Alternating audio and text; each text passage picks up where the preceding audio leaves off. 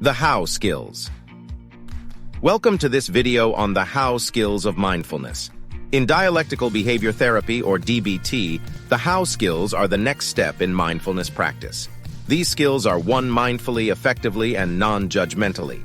One mindfully is the first How skill of mindfulness. It involves focusing all of your attention on one thing at a time. When you practice one mindfully, you are fully engaged in the present moment, without getting distracted by other thoughts or tasks. When you are one-minded, you avoid multitasking. One-minded allows for you to fully engage in the present moment. Imagine you are driving your car down a familiar path. Maybe you are going to work or to a commonly visited place. You are listening to a podcast or other auditory input. You are distracted by your thoughts on what you have to accomplish that day. You may not notice the scenery around you. You might miss the beauty of a tree, the people as they walk along the road, or the sounds of your car and other things around you. Life is passing you by. You are missing so much of what is observable due to multitasking. With one mindfully, we try to treat each moment as new, because each moment is new. This moment has never occurred before, and it will never occur again. Yes, the task may be familiar, but treat it as a beginner and absorb all that is observable. Effectively is the second How skill of mindfulness. It involves doing what works in a given situation, rather than getting caught up in what you think should work.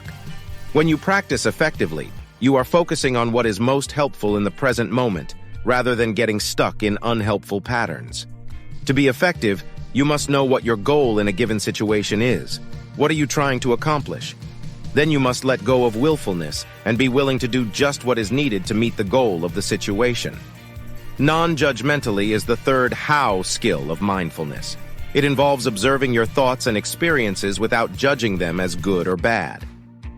When you practice non-judgmentally, you are simply noticing what is happening in the present moment, without attaching any value judgments.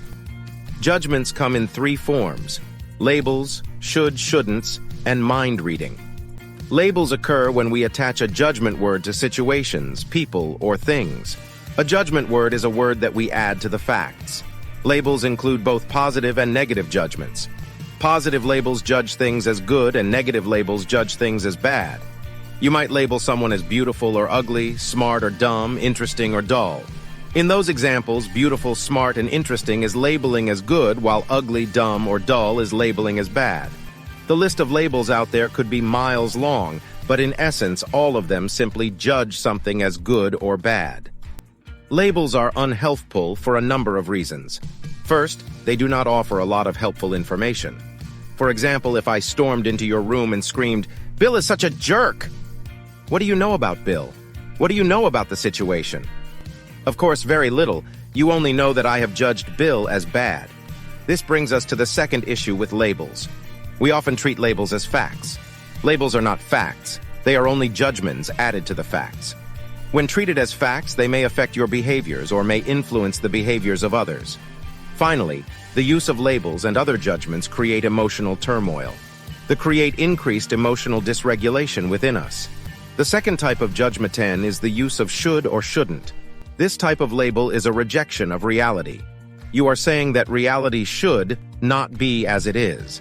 Such rejections of reality are unhelpful because even if reality shouldn't be as it is, it still is as it is. The use of should and shouldn'ts are also unhelpful because they can create defensiveness in other people. The final type of judgment is mind fretting. Mind reading occurs when we assume that we know how someone else feels, thinks, or intends. Mind reading is a judgment because we often assume a negative intention or thought of another person. Mind reading and assumptions in general are not helpful because they are often incorrect.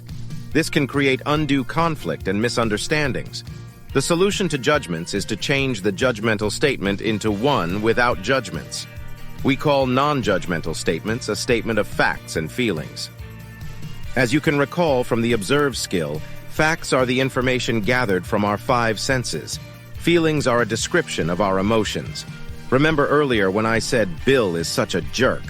Well, such a statement can easily be changed into a non-judgment statement using facts and feelings. I could say, I felt hurt when Bill ate my sandwich from the fridge. Now you have a lot of information. You know how I feel, and you know what happened. I haven't judged Bill or the situation, and I have communicated clearly what has occurred. Let's see how these skills can be practiced together. First, start by choosing one task to focus on. Use one mindfully to fully engage in the task at hand without getting distracted by other thoughts or tasks. Use effectively to choose the most helpful strategy to complete the task. And use non-judgmentally to observe any thoughts or feelings that arise during the task without judging them as good or bad. By practicing the how skills of mindfulness, you can become more effective and present in your daily life. So take some time to practice these skills today and see how they can benefit you in your life.